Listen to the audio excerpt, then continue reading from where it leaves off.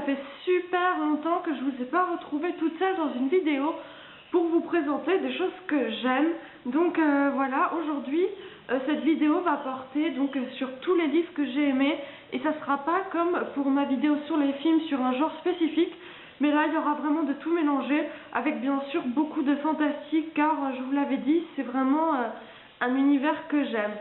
Donc en tout premier, je ne possède que deux livres sur trois trois livres qui composent la série, mais sachez qu'il y en a trois. Le premier, vous devez connaître le nom si je vous le dis, c'est La Boussole d'Or de la série À la croisée des mondes, qui a été adaptée en film. Donc je ne sais pas si vous pouvez voir, mais voilà, ça c'est la couverture du premier tome, de l'édition Folio Junior. C'est une édition pour vraiment pas les enfants, mais ouais, les adolescents. Et je l'ai quand même aimé, je l'ai lu il n'y a pas si longtemps que ça, il y a un an je crois, donc j'avais 18 ans. Mais franchement je l'ai adoré, et j'ai acheté tout de suite Le Miroir d'Ambre, qui est le dernier. J'adore ces livres, c'est fantastique, avec des animaux qui parlent, une histoire d'amour naissante entre deux jeunes personnes qui viennent d'un monde différent, une quête, enfin voilà, c'est vraiment assez enfantin, mais franchement j'ai adoré ces livres, je vous les conseille. Le premier tome, La Boussole d'Or, ensuite La Tour des Anges et Le Miroir d'Ambre. Donc voilà, je vous les conseille. Après j'en dirai pas plus parce que je vais tout vous spoiler, j'ai tendance à spoiler quand je raconte l'histoire, Ensuite, on change un petit peu d'univers, une histoire d'amour entre deux adultes qui se compose de deux livres. En premier, Et si c'était vrai, et le deuxième, Vous revoir. Pour le résumer, c'est un homme qui possède un appartement, et un jour, il va dans son placard et il rencontre une femme dans son placard. Et apparemment, il n'y a que lui qui la voit. Partout où il va, personne ne la voit à part lui. Et voilà, ils vont essayer de découvrir pourquoi. C'est deux livres vraiment très attachants. Marc Lévy, qui est l'auteur de ce livre, écrit principalement des histoires d'amour fantastiques entre toujours un homme et une femme dans une ville américaine. Voilà, mais ça fait peut-être un peu cucu la praline, mais j'adore cet auteur, et voilà, je vous le conseille. Ensuite, un livre un peu plus terre à terre que vous êtes obligé de connaître, autrement je ne peux plus rien faire pour vous. C'est La gloire de mon père, Le château de ma mère, Le temps des secrets et Le temps des amours qui n'a pas été achevé.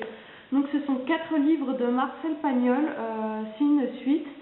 Et quand je vous dis que le quatrième n'a pas été achevé, c'est que Marcel Pagnol est mort avant d'avoir pu finir ce livre, mais sa famille a décidé de quand même le publier.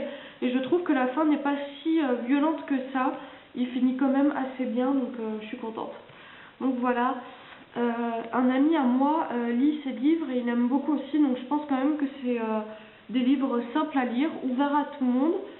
Il raconte l'histoire de Marcel Pagnol, de son enfance. Voilà, on suit vraiment dans ses vacances, à l'école, ses premiers pas à l'école. Je trouve que c'est vraiment très attachant de pouvoir découvrir l'ancienne France, car ça se passe à Marseille, au travers des yeux de Marcel Pagnol, qui est quand même un très bon écrivain. Ensuite, pour continuer dans l'univers fantastique, New Victoria, qui comprend tout simplement le tome 1 et 2, il n'y a pas de sous-titres. Et normalement il y aura une suite. Pour le résumé de ces deux livres, c'est Nora, la jeune héroïne, qui vient d'une bonne famille, qui est censée épouser quelqu'un d'une autre bonne famille comme le veut la tradition. Mais sauf que dans ce monde, un virus a attaqué la population et rend les personnes mortes vivantes. Et en fait elles sont encore douées d'intelligence pour la plupart, mais leur corps se délabre et ils ont quand même une vie assez réduite. Voilà, les personnes les évitent pour éviter d'être contaminées. Et elle va tomber amoureuse lors d'un kidnapping de l'un de ces zombies, si l'on peut appeler ça comme ça. Et donc voilà, une histoire d'amour super attachante. Et je trouve ça génial, c'est un peu revisiter l'histoire des zombies. Si on peut penser peut-être à Warm Bodies, le film qui est sorti, si vous ne connaissez pas. Ensuite, pour un univers un peu plus sombre, celui-là je le conseille vraiment aux personnes adultes. Je l'ai lu quand j'étais plus jeune, mais je n'aurais pas dû, j'ai fait des cauchemars après, car les descriptions dans ce livre sont vraiment glauques en fait. Donc voilà, un livre d'horreur, c'est pas forcément connu, les livres vraiment gore, mais ça existe. J'en ai lu que 2 dans ma vie, et celui-là en fait partie, donc La Cave, où il est question d'esclavagisme sexuel, de bêtes, une sorte de maison d'horreur. Je ne vais pas vous en dire plus, l'histoire est vraiment très très particulière et on la découvre petit à petit en même temps que les personnages. Donc voilà, je vous conseille de le lire pour tous ceux qui sont friands de frissons. C'est pas non plus trop porté sur justement sur cet esclavagisme sexuel. Il y en a vraiment un tout petit peu à la fin, mais sinon c'est vraiment basé sur l'horreur, la peur et tout ça. Et moi qui adore ça, je l'ai bien aimé. Pour une plus grosse série, donc une série de 4 livres, avec quand même des bons tomes qui font à peu près 800 pages chacun. Donc la série de l'héritage, donc qui se compose de l'héritage pour le 4e tome, le 3e Brisinger, le 2e l'aîné et le 1er Eragon. Et pour ceux qui reconnaîtront, il est sorti en film. Vous pourrez reconnaître donc ce dragon, enfin cette dragonne du moins. Je suis très déçue d'ailleurs que le film ait fait un gros flop et qu'il n'y ait pas de suite. Bref, pour la petite histoire, c'est l'histoire d'Eragon. Donc c'est le nom du jeune homme qui va découvrir un œuf de dragon. Dragon qui était censé avoir disparu donc de ce pays. Et donc il va devenir un peu le maître de ce dragon qui va éclore pour lui.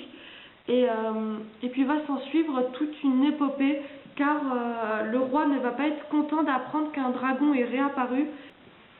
L'auteur, donc qui s'appelle Christopher Paolini, s'est vraiment inventé un univers propre à lui, avec beaucoup de vocabulaire, car en fait tout simplement pour utiliser la magie, je sais pas, je vais essayer de vous trouver, peut-être que parfois dans les livres comme ça il y a des dicos à la fin. Mais il s'est vraiment créé un univers propre à lui, je trouve ça impressionnant, car il a créé tout un vocabulaire donc elfique et tout ça, et puis je trouve ça tout simplement fou, cette passion qu'il a mis dans ce livre, on le ressent, et puis franchement ça restera une des plus belles séries de livres que j'ai pu lire. Donc je cherche, je crois qu'il y en a dans un des tomes, je cherche. Voilà, à la fin, il y a des références sur toutes les races, car il a inventé énormément de races qui n'existaient pas dans les romans fantastiques. Il y a le répertoire du langage des nains, des elfes, l'ancien langage. Je trouve ça vraiment impressionnant. Puis franchement, ouais, respect. Pour la dernière série de livres qui se compose de 9 tomes, sachant que j'ai minimum 2 tomes de retard qui ne sont pas présents ici, ce sera la série du nom du journal d'un vampire, donc Vampire Diaries en anglais. Donc pour le résumer, comme je disais, tout simplement c'est, je ne sais pas si vous voyez, Helena Gilbert qui voit arriver dans la ville où elle est assez célèbre deux jeunes gens, Stéphane et Damon, qui sont frères et qui s'avèrent être des vampires. Elle va tout faire pour sortir avec eux, ne sachant pas bien évidemment que ce sont des vampires, et du coup son existence va en être chamboulée. Et je pense que la plupart des personnes connaissent ce nom, car c'est aussi une série télévisée américaine qui a été d'ailleurs adaptée de cette série de livres, mais qui a énormément changé, donc l'histoire n'est plus du tout la même à partir du 2e tome.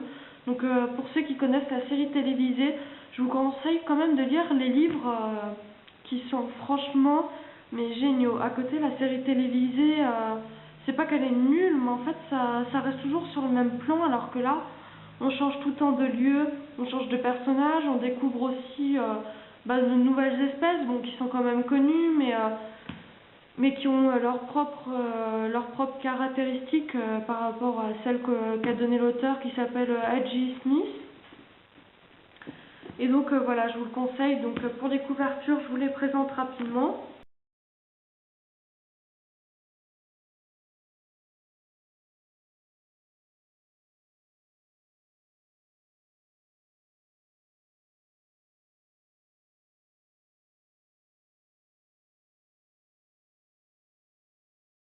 Donc voilà, c'est tout pour tous les livres que j'avais à vous présenter. Je sais que c'est quand même un budget, mais je les ai tous achetés petit à petit. Et j'en emprunte aussi beaucoup à la médiathèque qui est près de chez moi. C'est une solution pour ceux qui ne peuvent pas forcément en acheter ou alors se le prêter entre amis. Donc voilà. Si vous voulez, pour les livres parce que je peux pas forcément les garder, je ferai un concours pour que vous puissiez gagner des livres que j'ai chez moi. Je vous présenterai des lots, donc je ferai ça prochainement, sachant que mes livres sont toujours en super état. Je suis vraiment une gaga des livres et voilà, ils sont tous comme neufs. C'est comme si je venais de les acheter. Et si quelqu'un a le malheur de me corner une page, et je lui fais savoir que je n'aime pas ça. Donc voilà. Je vous parlerai de ça dès que l'idée sera un peu plus claire. Et je vous fais plein de bisous. Au week-end prochain.